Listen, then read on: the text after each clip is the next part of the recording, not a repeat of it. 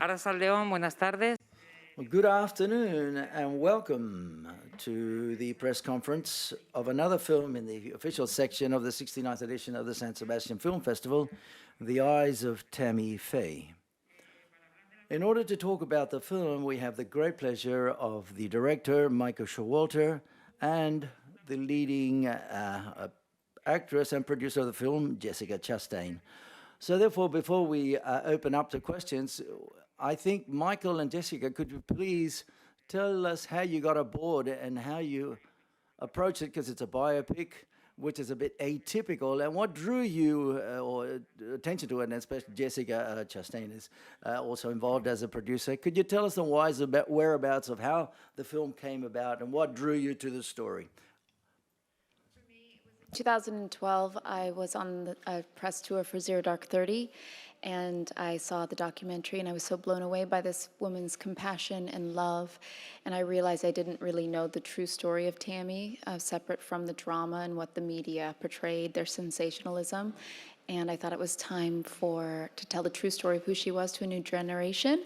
So I bought the rights and I went out looking for partners to help develop the script. And Michael and I were working on something together, and I was so excited when he showed interest in coming aboard to direct. So that really had the project take off in a new way. Yeah, I relished the opportunity to work with Jessica and to see her in this role. But also just as someone who grew up watching the Bakers on television and knowing their story, being an adolescent in the 1980s and this time period, wanting to go back into that world, it felt like it visually was a really interesting and amazing story to tell. And then obviously there were so many incredible themes in the journey of this character.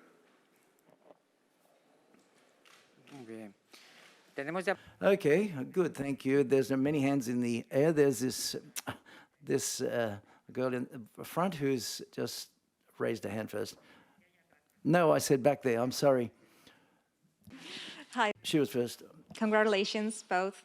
My question is for Jessica. I'd like to know how you worked on your accent and how did you work to integrate that into the songs, if it's you singing. I assume it's you singing, but yeah, great. So how do you integrate that into the songs? I started listening, I had 7 years to prepare for this. I didn't know when we were going to make the film, but I knew at some point it was going to happen, so I better learn as much as I could about her. It really started to focus when I worked with the dialect coach, Liz Himmelstein, because the Minnesota accent is very particular. And in addition to the accent, her voice is pitched much higher, like Betty Boop. So I needed to also figure that out. And then in terms of her singing, the one thing I discovered, which was phenomenal, is, she recorded over 20 records. And when she sings, she has quite this low, booming voice.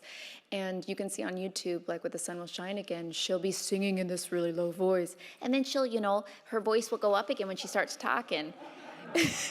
And I just thought that was an amazing thing because there was something like she was really in her body when she was singing, and she, didn't really necessarily need a microphone. She needed to use her whole sound. But then when she was talking, she had this cute, folksy way of speaking, and that was kind of a way in also. But it was years of listening to her. Yeah, we have another question here in the front.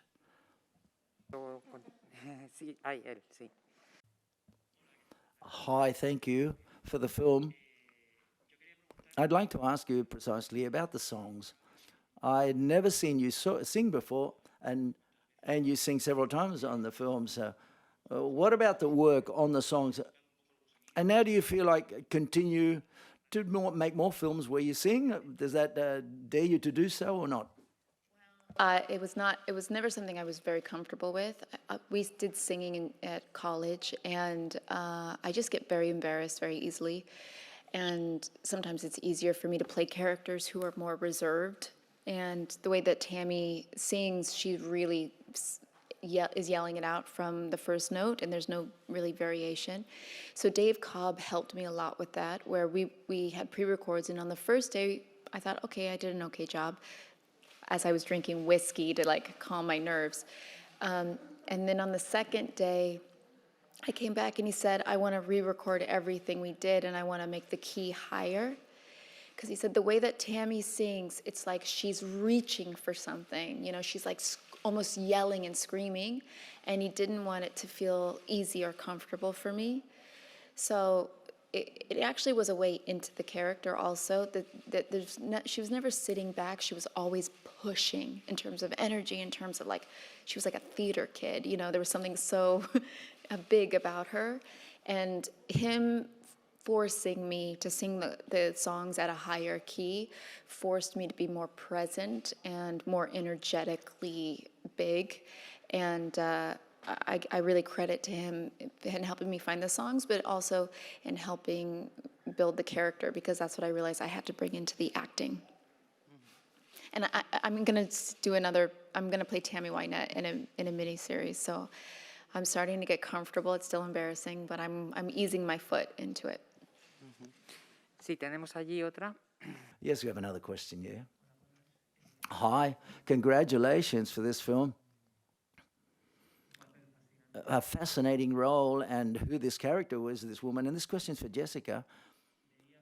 I read a while ago some statements that you made several years back when you had to be the jury in the jury in Cannes Film Festival, that you didn't like the vision that people had of women at that time in the world of film. I would like to ask you about that reality of that things have changed. It seems that things have changed vis-a-vis women, but I'd like to ask you about that, whether you believe roles like Tammy Faye is a symptom that something is changing in the film industry. Yes, things are absolutely changing. We're also living in a time, especially in the United States, where we're re-examining women and how we've treated them in the media. If you look at the documentary coming out about Britney Spears, if you look at Monica Lewinsky, Marcia Cross in the O.J. Simpson trial, I, Tonya, there's many times we've realized that we have treated women unfairly because we focused on how, you know, their physical appearance, their sexual desirability. We've made them into jokes or clowns. We never really focused on what they did or what they accomplished or what they said. We more focused on whether or not they were pleasing to the eye or pleasing to the ear. And I think absolutely we as a society are reevaluating that. I can tell you, you know, I've been in the industry for exactly 10 years this year, which is shocking to me, 2011 to 2021.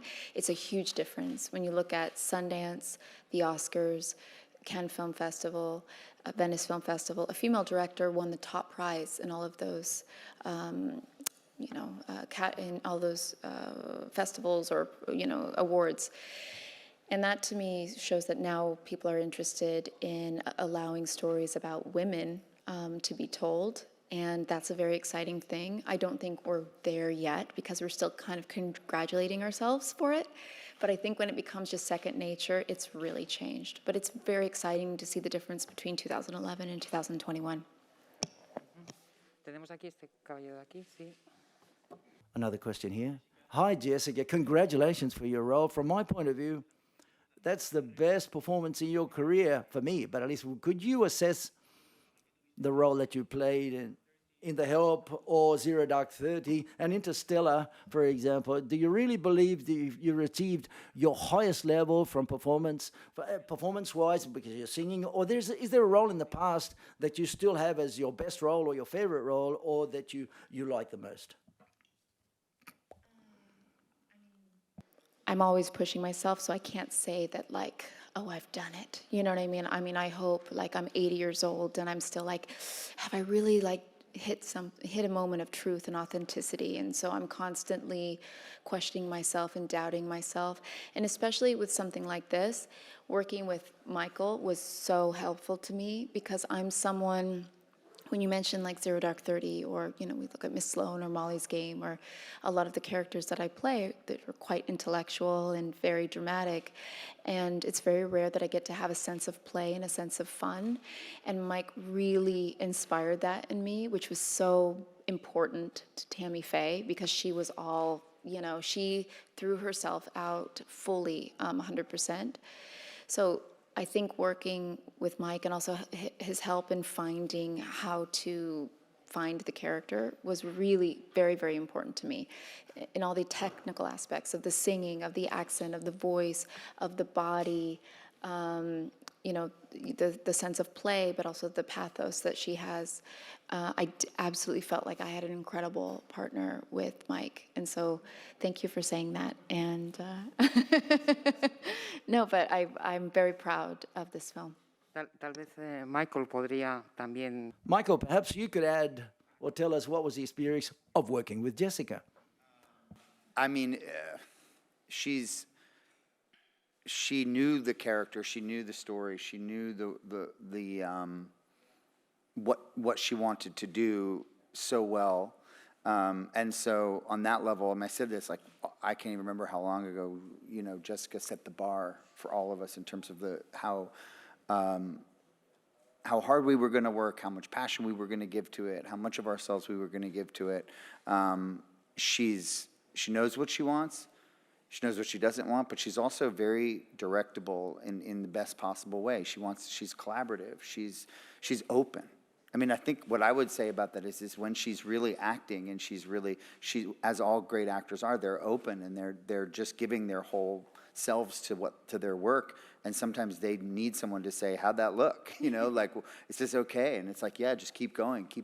And so I saw a big part of how I felt my job or my role, amongst other things, but with Jessica, was to let her know that it was safe, that what she was doing was great, was special, and that I wanted her to just keep going and to keep following her instincts, because her instincts as to how she wanted to play the role were wonderful, and so I just wanted to let her fly, and that's what we did. Yeah. Muy bien, sí, tenemos aquí. Yes, we have another question. Conchita? Yes. Hi, Jessica. I'd like to ask you, well, congratulations for this explosive role. They already say it. She's dynamite, or she's a firecracker, I think he says in the film. I'd like to ask you, how do you see this year having to, quote unquote, fight with actors for the Best Performance Award? Because we're talking about Jessica Chastain, Javier Bardem from the first day. How do you see that you have to fight with Javier Bardem or any other actor to win the Best Performance Award for the leading role? See any fighting with actors. I am the person who, I see it like first of all, I know Penelope and Javier very well. Penelope and I just worked on a film, The 355, and I got to spend time with them both, and I think they're both geniuses. And I feel like this sacred sisterhood and brotherhood, whatever, that I have with other people who really open themselves up and are vulnerable in front of strangers. That's a beautiful thing that someone does. And the perfect example of that is I did the Broadway play, a revival of The Heiress. And I was so nervous doing it because there was a renowned production that Cherry Jones was in, and it was phenomenal, like years before. And the whole time I kept thinking, why am I even doing this? Cherry Jones already did the best version of this, and she came. Cherry Jones is the one who plays Rachel, Tammy's mom in the film. And this was probably in 2012. I did this on Broadway. I'd never met her before. She comes backstage and she gives me a big hug, and she hands me a bunch of books, and she said, Julie Harris played Catherine Sloper in The Heiress, and she gave me these books to research, and now I'm giving them to you, and I want to talk to you about like the sisterhood that is between artists. And it was such a beautiful thing. So for me, I don't see it as like a fighting it out. I can't even imagine that there's no way you can really calculate a performance. Everyone's open and vulnerable, and I'm very inspired and lifted up by others' generosity. Sí, teníamos una pregunta. Yes, we have another question there in the corner. Hi, Jessica, from Peru. Hello, from Peru. I'd like to know, at first sight, the role that you play could be subjected to a lot of judgment, but once you get closer to the character, what reflection do you have? What new impression do you have of the character that you've just portrayed? It's interesting because it started from a place of judgment. I mean, I had judgments against this character when I was growing up because all I knew about her is what comedy sketch shows told me. They were making fun of her. They were like laughing at her. Whenever they played her, she was always crying and they were laughing at it and calling her ugly, and she was on the cover of magazines and they were just treating her inhuman. And so that's where I was when I saw the documentary, and then I felt guilty for that judgment because I realized that I had been fed by media that wasn't a true story, and that I felt guilty of judging someone without really knowing them or getting to know them or looking behind the joke. And so that's how it started. And I spent 7 years, and I'm someone who, I look for the dirt under the fingernails in the characters that I'm playing. I mean, a lot of people talk about, I love to play characters with huge flaws that are unlikable, do unlikable things. I love that. I like that complexity. And I'll tell you, I spent more time studying this character than anything else. I watched every single video of hers. I read every book. I met people who knew her. I watched even her on the surreal life, after the religious community had exiled her. The one thing Tammy Faye had was consistency and authenticity. And even when she was thrown out of the church, basically, she never stopped loving people. She never stopped forgiving people. And she was always true to what she preached from the very beginning, that everyone is deserving of God's love and grace. And so for me, I realized as much as I wanted to find as much dirt and, make a cynical view of something, because that's the easy way to play something, I wanted to play the authentic version of her, which then celebrates her love, her compassion, her joy. Sí, tenemos allí. Yes, we have a question at the back. Gabriel? Surprised us again, Jessica. Thank you so much. Tengo una pregunta. I have a question for Michael, because why did you choose Tammy Faye Baker, Tamara? Why now? Why choose that? And for Jessica, it's very interesting from an artistic standpoint to portray a role that's a real person, such as in the documentary. But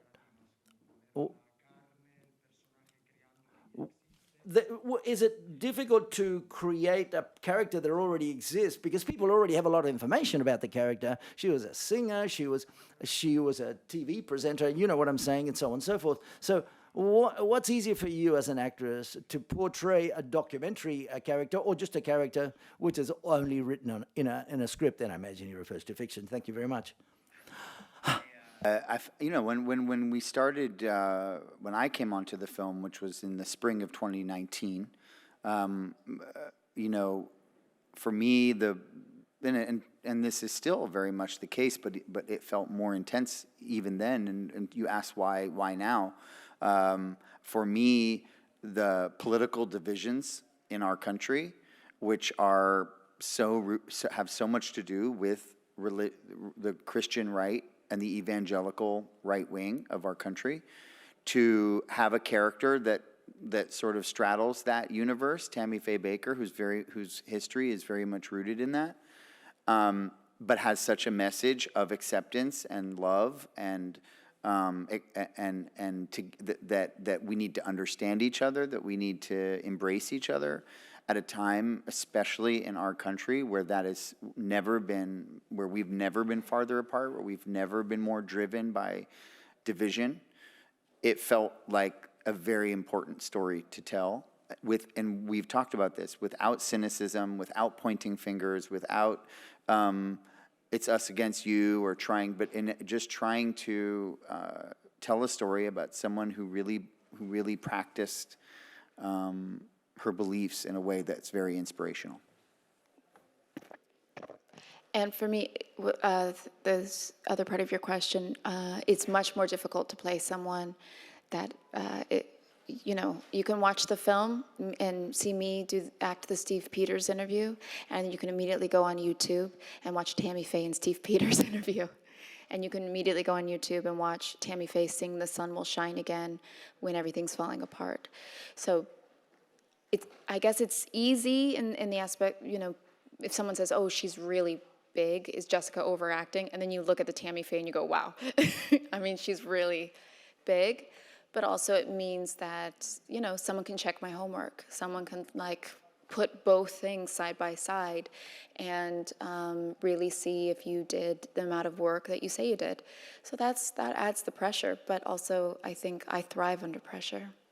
I love when someone gives me a challenge. So perhaps it was more fun doing it because there was the fear, and it was also the bigger the risks, I guess, the bigger the feeling you get when you finish something. You go, okay, I think I might have gotten close to that. Sí, tenemos aquí. Okay, we have another question in the front row here. Congratulations with this amazing movie. I saw it yesterday, and at the end, the audience gave you a huge round of applause. So congratulations.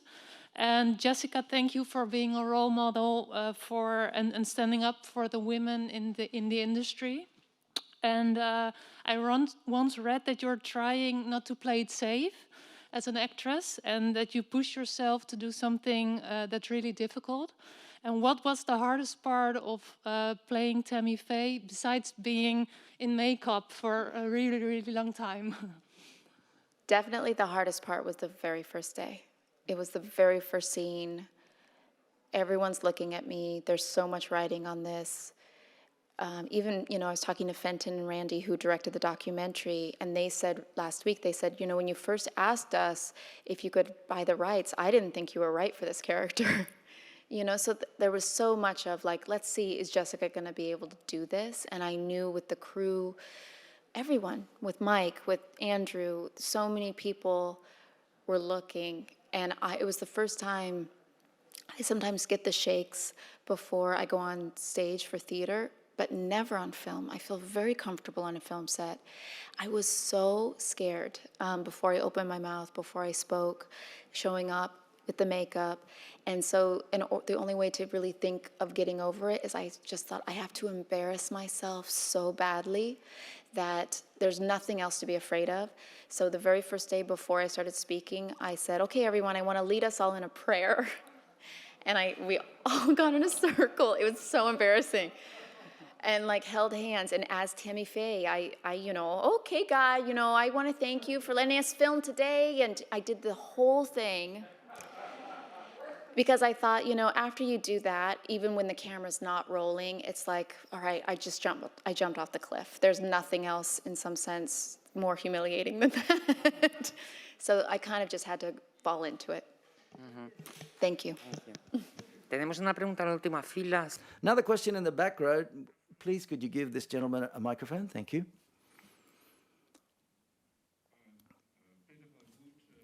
Film Germany. Oh, hi. There are quite a number of political references in the film. The re-election of Ronald Reagan, Pat Robertson, Jerry Falwell. Could you comment on these political references? Because this kind of television evangelicalism was also in a certain political milieu. And what role did it play, and how important was it for you to bring that into the movie? Thank you. Yeah, I mean, it plays a huge role. It plays a huge role in our political system. And we've talked about, Jim Baker's theology is this prosperity doctrine, which is this idea that God wants us to be rich, and God wants us to have things, and God wants us to have material wealth, and that that we are entitled to it. It's not just that he wants it for you, but that you're entitled to it. And so there's a sort of a money-making aspect to it that is sort of evolved over the many decades. And the last president famously was a member. His family went to it wasn't officially a church, but it was a kind of like a church. And the head of that was a man named Norman Vincent Peale, whose his philosophy was all about the power of positive thinking, which is essentially if you want it to be true, it's true. And all of these things kind of blend together. And so if you go and look at it, there's a very, very straight line that connects the evangelical movement in our country with our current political situation. And it's only become more radicalized in the last, I don't know, 10 or so years. And so it couldn't be more important. Sí, aquí tenemos. Yes, we have another question in the front row. Hi, Jessica. Congratulations for your performance. Do you think that this character is the one that has taken you most to the limit, more than Zero Dark 30, which I think was my first performance, at least from my point of view? Okay, that's my impression. Has this one taken you further to the limit vis-a-vis the performance? What do you think? It definitely took me most to the limit in terms of technique, because other characters, yes, I've had to learn so much and go to really dark emotional places. But this is a character that, in addition to going to dark emotional places, I had to sing. I had to do an accent. I had to have a higher pitched voice. I had to be silly, but not a caricature. I had to preach, in front of huge groups of people and minister. There was so much about her that actually it reminded me a lot of being in drama school. All of the things, you learn so much in drama school, and then for each job you use one or two things. It kind of felt like Play her in 5 different decades. Exactly. Play the character through 5 different decades. Exactly, so that it's also like how she changes, during that time. And this is the film that, instead of just using one or two things that they give you in drama school, I had to use everything. So for sure, technically, it's the most difficult thing I've ever done. Sí, tenemos aquí. Yes, we have another question here. Hi, good afternoon, Jessica, Michael. First of all, congratulations for the film. The question's for Jessica. Tammy Faye is a character who is very complex and full of nuances and very extreme, that quickly goes from comedy to drama and backwards again, and from one point to another. But how do you find that balance between one point and the other to be able to give a personality to Tammy Faye, especially on screen? I relied very heavily on Mike for that, because, I did as much research as I could, and I would get to places where I felt like, I can follow the script. But then there were also times where Andrew and I could improvise in the character, which is such an incredible place to get to, especially when there's a different voice and, mannerisms, where you just start to feel at a certain point like, I can just play. Mike one day said, we need another moment from Tammy at PTL, so what could she be doing? Okay, let's decorate cupcakes. And then I'm there, and it was like, go. And I was like, okay, it's, I had an explosion. I wish I had smell-o-vision. All of this stuff that I had learned just from watching her, I felt free that I could just be as big as I wanted to. And Mike could kind of calibrate the performance. And then also, I have a lot of love and humanity for her. She was seen as a clown in the media, so it was really important for me to understand what was going on underneath all of her jokes and her humor and her joyfulness. And in a lot of the videos, I found a lot of loneliness.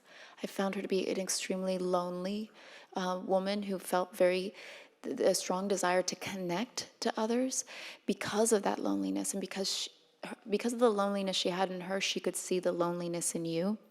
And so it was almost obsessive, her desire to connect and to touch and to make someone feel loved. And perhaps because the exterior being so wild connected to the interior being so strong, that sense of loneliness and pathos, it was able to find a middle ground. But also, I really credit Michael with helping calibrate that. Gracias. Tenemos que terminar. Thank you very much. We have to finish now because our invited guests have quite a tight agenda. All we've got left is to thank you very much for being here in San Sebastian and wish you the best of luck with the film here in the festival and in the future distribution of it. Thank you.